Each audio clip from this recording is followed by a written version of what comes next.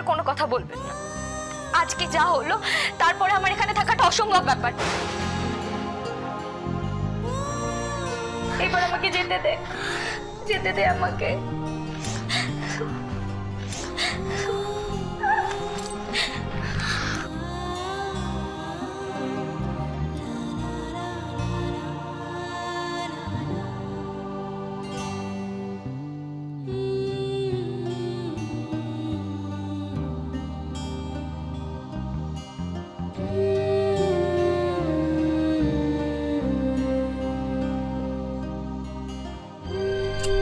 কি অপরাধ করেছি আমি ঠাকুর?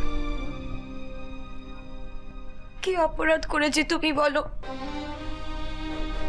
কেন আমায় পদে পদে এভাবে শাস্তি দিচ্ছ তুমি? কি চেয়েছিলাম তোমার কাছ থেকে আমি? ছোট্ট একটা সুখের সংসার, ব্যাস। আর তো কিচ্ছু চাইনি।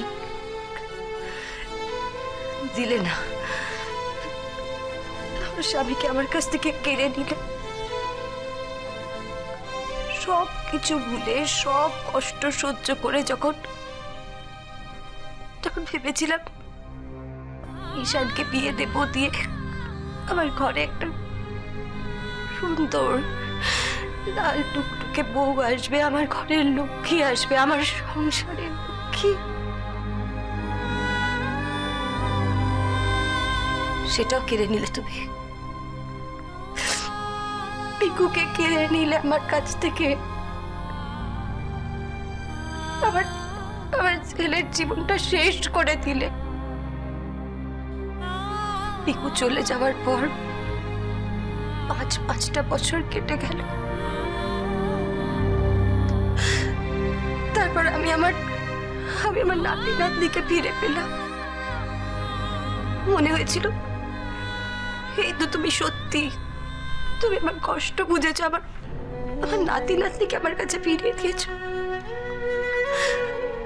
বকুলকে দেখে মনে হলো বকুলই পারবে, বকুলই একমাত্র পারবে আমার দুটো ভূতর মা হয়ে উঠতে।